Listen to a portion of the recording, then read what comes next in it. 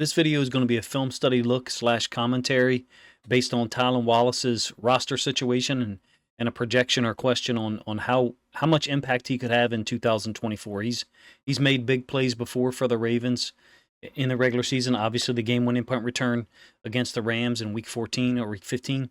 But in the preseason this year, I think he got 4 receptions on 4 targets. Maybe it's 5 for 5. Doesn't seem to have played that many snaps to me. I was unable to find the snap counts for 2 of the games.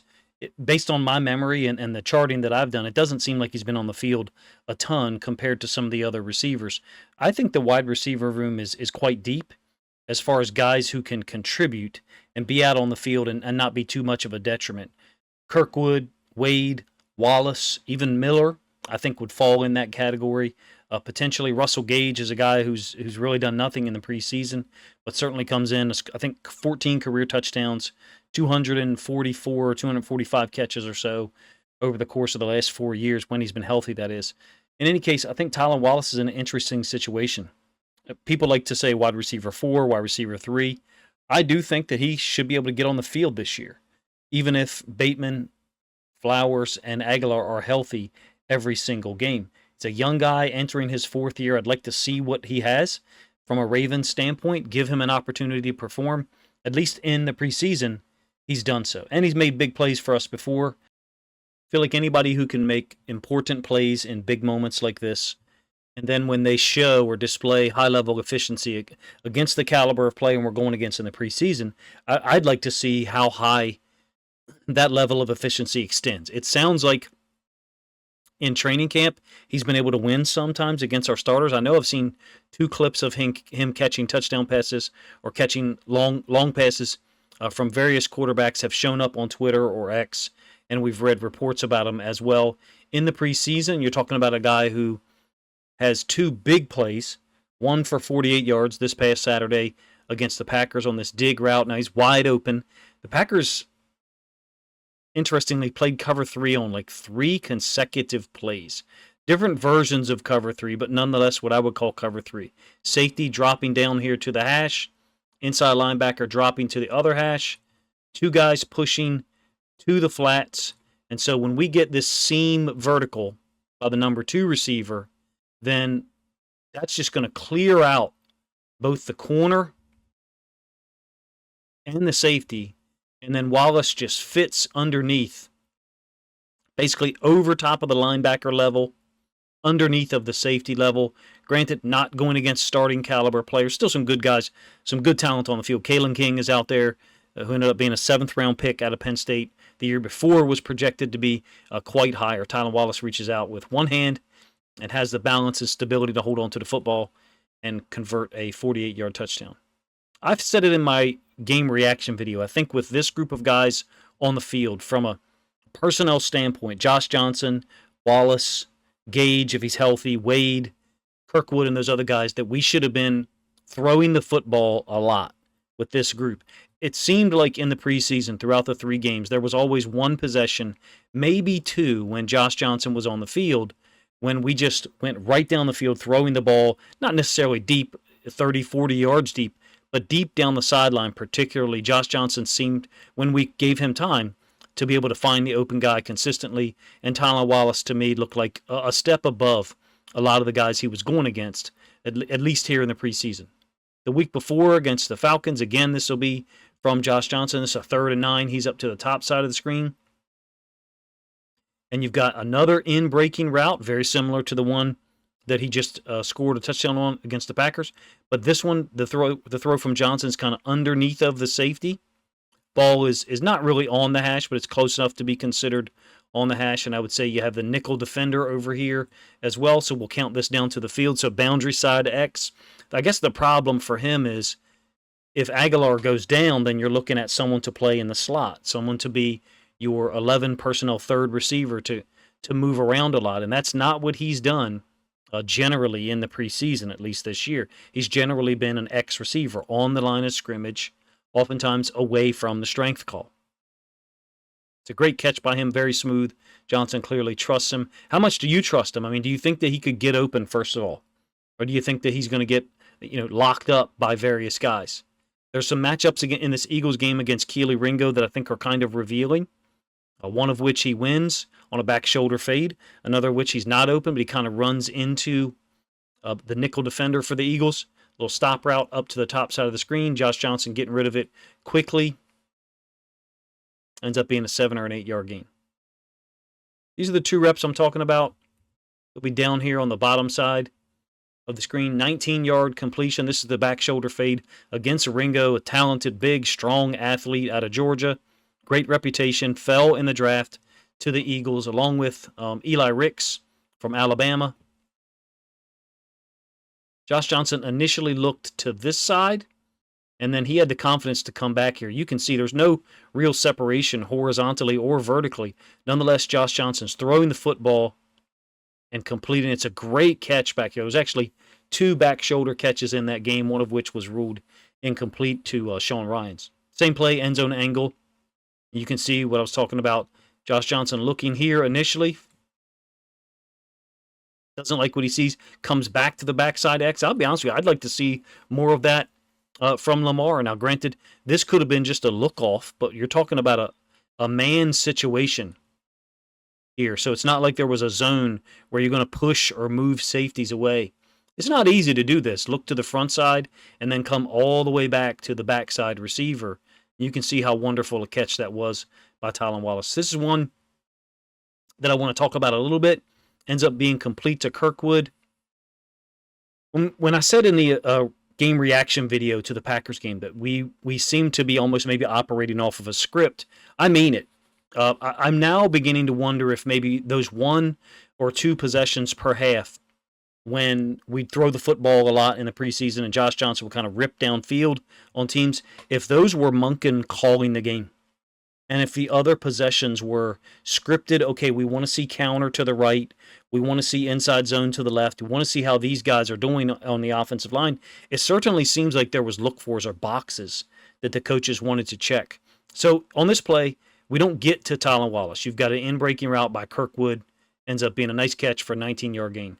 But one thing I would like to have seen, and I think we often do see in the regular season, is us come back to stuff like this. So Wallace is down here with Ringo. He's going to get jammed up by Ringo and the nickel defender, who's got really undisciplined eyes here, if you ask me, staring at the quarterback and then not really identifying this pseudo, wheel, out and up, whatever you want to call it, by Cunningham. I would have liked to have seen us come back to this.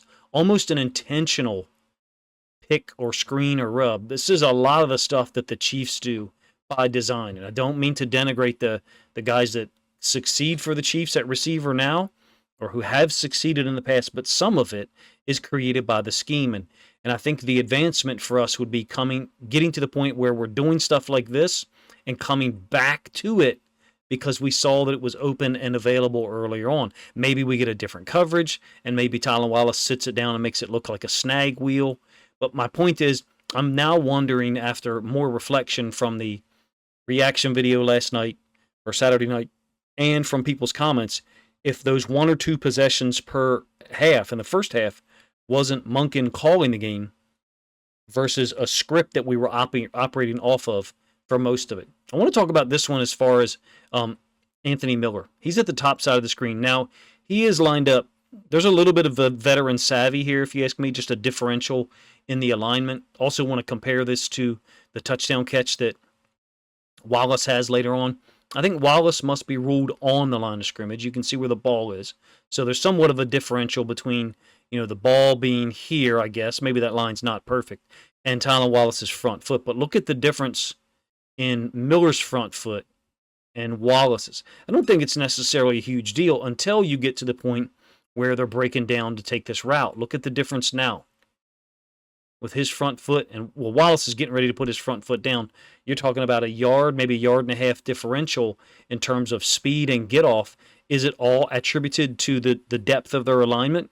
Miller being really, really on the line of scrimmage and Wallace being slightly off but still considered technically on.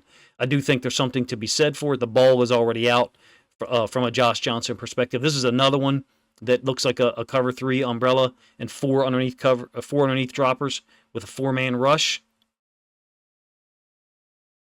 Nice catch by Miller. He's an interesting guy, if you ask me. I'd like to see them keep him around, but That's just going off my gut instinct and seeing him play. That's not really going off of a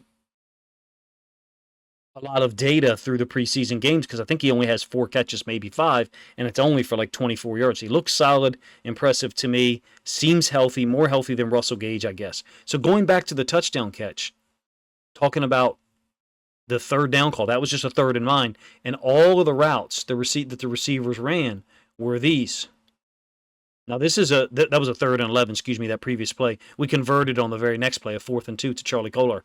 This is now a 3rd and 9 from the same possession. And instead of all those guys checking up, now we're running a vertical by 2, and then Tylan Wallace is running the dig. Additional to that, look at the route to the top side by, I think it's Miller again. There's some type of head movement here. Looks like he's going to shake and then goes to the out. My point is, this possession seemed to have play calls that built off of previous concepts we ran, and I'm just using those, deeper comeback routes, hookup routes, whatever you want to call them, that we ran, the catch to Anthony Miller for 9 yards on the 3rd and 11, to kind of compare it to this, where now we're going vertical. I don't think this part here, this particular play here, is scripted. I think this is Monken adjusting. I do trust Todd Monken. Obviously we had our issues in the AFC Championship game, but overall our offense last year was tremendous. Showed a lot of depth and versatility at times. The ability to line up and run the ball, close out games. I'm thinking of week 2 on the road at the Bengals. Had our bumps and bruises, but I think finished top 5, 4th in scoring maybe, something like that. And I would expect us to be just as efficient this year, offensive line issues notwithstanding, to be blunt. But that's my theory on some of the play calls for the first half, and it's really an amalgamation of 2 comments that people made on my reaction video and some of my thoughts that I already had. So I'm really, I should credit those people. I forget who they are. That would be my explanation as to why we didn't throw the ball more down the field, particularly outside, and give guys like Tylan Wallace a chance. Because to me, over the course of the 3 preseason games, if Tylan Wallace had gotten 12 or 13 targets, I think he has 10 or 11 or 12 catches. He really looks that good to me against the level of talent we were facing. The question is, how much of that will translate over against NFL starters if he gets an opportunity through lack of production by other guys or injury?